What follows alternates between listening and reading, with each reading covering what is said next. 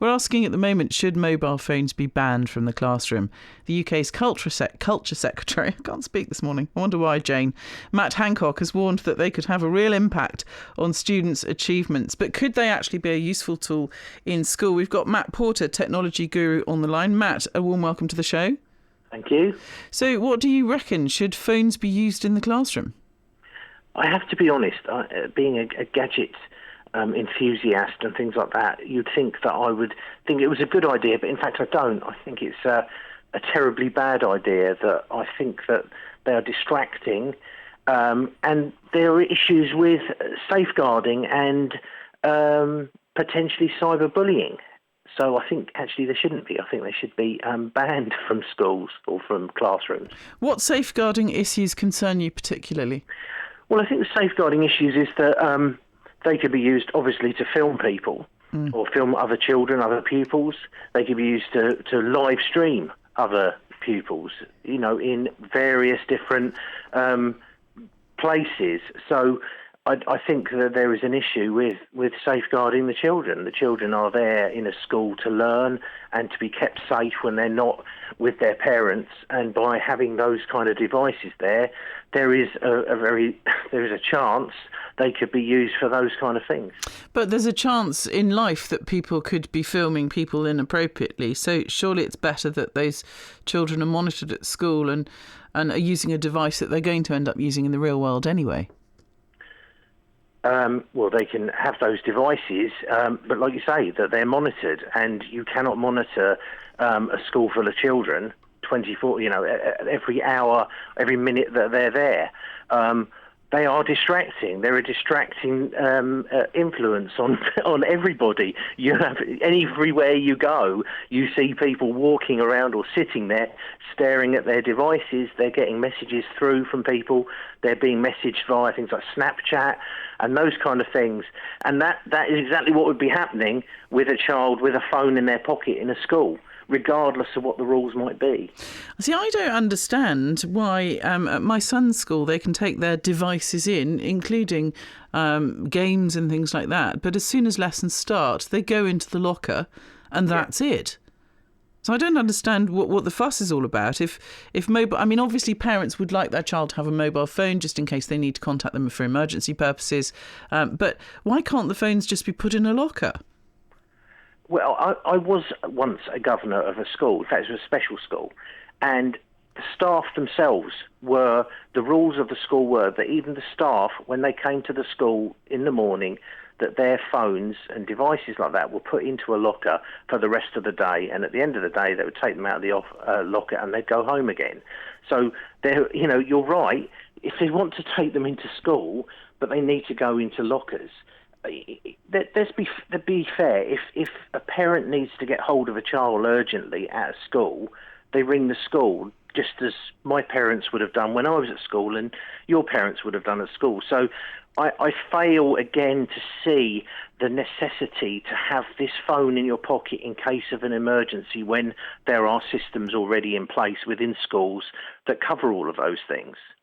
Okay, but they might want them, to have on the way home and on the school bus, or if they're walking home, they get into that's fine. Then they can pick their phone up from the locker at the end of the day, can't they? And they can take them home with them again. Yeah, so I don't see... What I'm saying is during the school's hours, there is no need to have a mobile phone in your pocket to cause distraction and potentially, like I said, safeguarding for other children, where inappropriate usage of those phones could take place for bullying and things like that. There is no place for them. Let's have a look at this. Head teachers across the UK should ban mobile phones in the classroom, the Culture Secretary has said. Matt Hancock hailed those who do not allow the devices during school hours and said more heads should follow their lead. He warned that mobiles could have a real impact on students' achievements and link social media with bullying among school children, exactly what you said, Matt. Writing in the Daily Telegraph, Mr Hancock questioned why young children needed phones at school in the first place and said there are a number of schools across the country that simply don't allow them. While it's up to individual schools to decide rather than government, I admire head teachers who do not allow mobiles to be used during the school day. What? Forgive me, but I just think that's common sense, don't you? Well, yes, I do.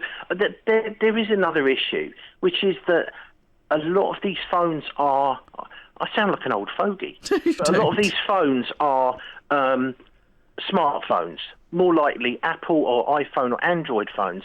Those phones could be anything up to £1,000 in value. Yeah.